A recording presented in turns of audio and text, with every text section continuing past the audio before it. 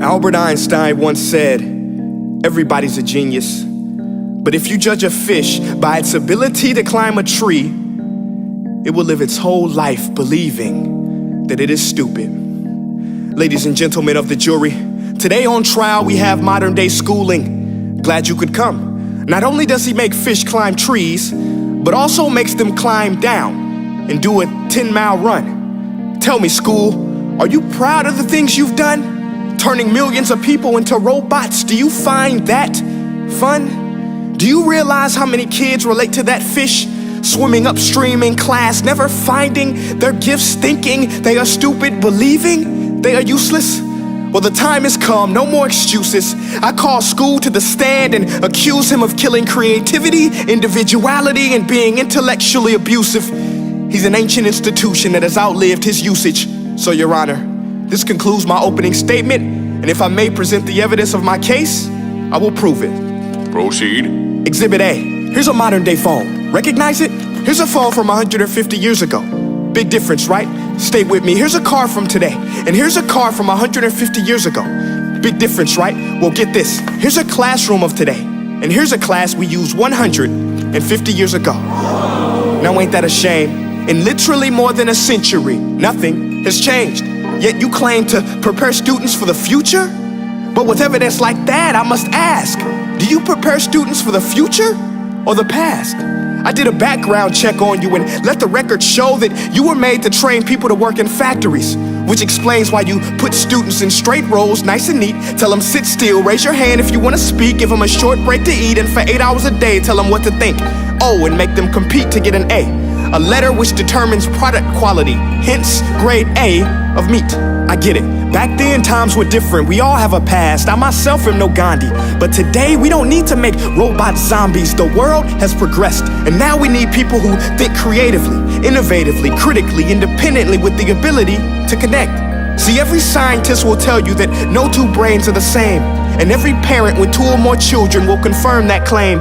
So please explain why you treat students like cookie cutter frames or snapback hats, giving them this one-size-fits-all crap. Watch your language. Sorry, Your Honor, but if a doctor prescribed the exact same medicine to all of his patients, the results will be tragic. So many people would get sick, yet when it comes to school, this is exactly what happens, this educational malpractice, where one teacher stands in front of 20 kids, each one having different strengths, different needs, different gifts, different dreams, and you teach the same thing the same way? That's horrific. Ladies and gentlemen, the defendant should not be acquitted. This may be one of the worst criminal offenses ever to be committed. And let's mention the way you treat your employees. Objection. Overruled. I want to hear this. It's a shame. I mean, teachers have the most important job on the planet, yet they're underpaid? No wonder so many students are short-changed. Let's be honest, teachers should earn just as much as doctors, because a doctor can do heart surgery and save the life of a kid, but a great teacher can reach the heart of that kid and allow him to truly live. See, teachers are heroes that often get blamed, but they're not the problem. They work in a system without many options or rights. Curriculums are created by policymakers, most of which have never taught a day in their life. Just obsessed with standardized tests. They think bubbling in a multiple choice question will determine success. That's outlandish. In fact, these tests are too cruel to be used and should be abandoned, but don't take my word for it. Take Frederick J. Kelly, the man who invented standardized testing, who said, and I quote, "These tests are too cruel to be used and should be abandoned." Ladies and gentlemen of the jury, if we continue down this road, the results will be lethal. I don't have much faith in school, but I do have faith in people. And if we can customize healthcare, cars, and Facebook pages, then it is our duty to do the same for education, to upgrade it, change it, do away with school spirit, because that's useless. Unless we're working to bring the spirit out of each and every student, that should be our task.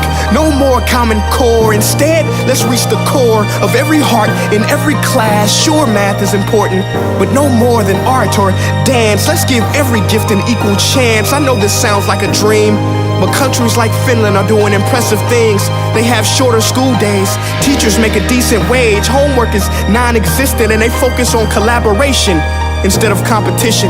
But here's the kicker, boys and girls. Their educational system outperforms every other country in the world.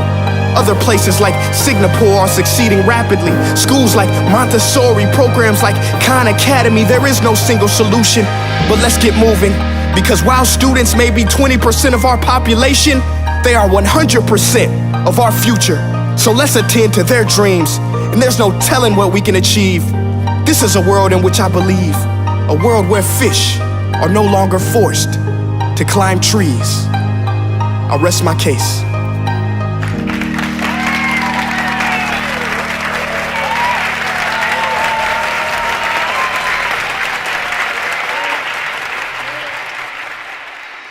Hey guys, my name is Prince EA, and I want to say thank you so much for watching my video.